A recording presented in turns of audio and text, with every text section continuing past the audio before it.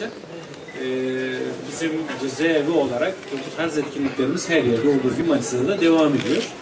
Ve içeride birazdan göreceğiz hep beraber açtığımızda.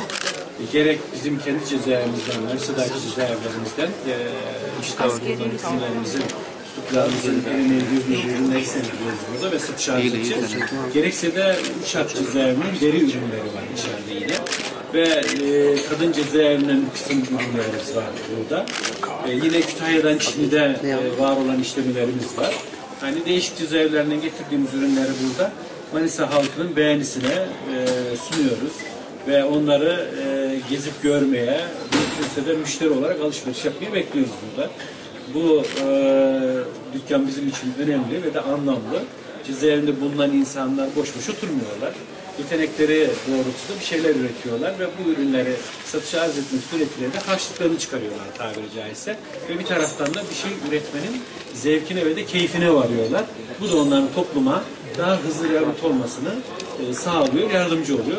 Ben bugün de bizi gelerek şereflendirdiğiniz için zaferinize teşekkür ediyoruz. Ve yine buranın hazırlanması esnasında katkılarınızdan dolayı da ayrıca teşekkür ediyoruz. Ve aynı şekilde OSB başkanlığına katkısı olan diğer kurumlarımıza da arkadaşlar ben herkesin huzurunda bir kere daha teşekkür ediyorum. Ne diyelim, İnşallah hayırlı hizmetlere vesile olsun, bol kazançlar olsun, hükümlerimizin cebine girsin, onlar da mutlu olsun, herkes mutlu olsun inşallah. Hayırlı olsun diyorum. Sayın Komisyon Başkanım, değerli savcım, ceza infaz kurumlarının değerli temsilcileri, görevlileri, değerli basın mensupları, hepinizi saygıyla selamlıyorum.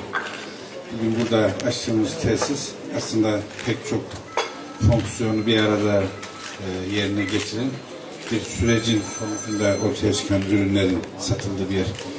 Biz cezaevine almış olduğumuz kişilerin belli bir sürenin sonuna da toplumla verimli hale gelmiş, üretken, rehabilite olmuş, topluma kazandırılmaya hazır hale gelmiş kişiler olarak aslında infazın sonunda salıvermeyi planlıyoruz.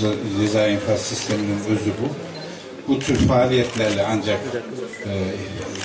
ceza alıp hüküm giyen kişiler bu infaz süresini bu şekilde değerlendirirlerse bu sonuca ulaşıyoruz. Hem onların belli bir beceriyi geliştirmeleri, kazanmalarını sağlıyoruz. Üretken hale gelmelerini sağlıyoruz. Kendi ihtiyaçlarını karşılayacak bir üretim yapma imkanı sağlıyoruz.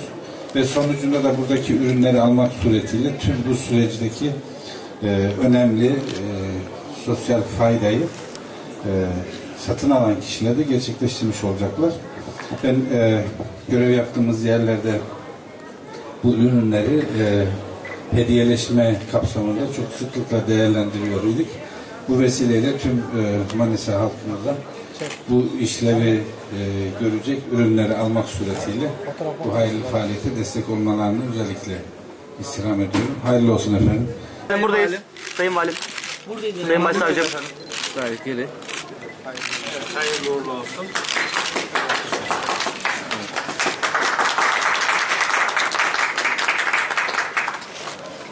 Saatleri falansa burası bizim kendi cezaevi ürünleri. Biraz evvel söylediğim gibi deri ürünleri var. Uşak cezaevine gelmişler.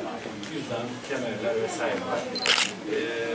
Bu alttaki şu seramik işlerinin büyük bir çoğunluğu bizim buradan ama Kütahya'dan gelen de var. Sen devam et anlat. O zaman onlar gözükmez. Şöyle bence bu açıdan alırsanız hem onlar hem biz gözükürüz. Sayın şurada bir fotoğraf alabilir miyiz? Şöyle aramız açık olsun da normalde aramız çok iyidir Sayın Valim de. Çeker ayrılsın. Çeker ayrılsın arkadaşlar oradan. Kapsamında Bir usta, bir usta. kaybolmayı yüz tutan da Bir usta, bir usta. 25 santimetre karede. Burada çift Yün değil mi? gerçek yün. Şu anda bunlar dokunuyor. Yeni başladık. İleride daha büyük, daha orijinal şeyler de yapacağız. Bu tamamen artık el ürünü olduğu için üretilmesi durmuş dünyada. Fabrikasyonla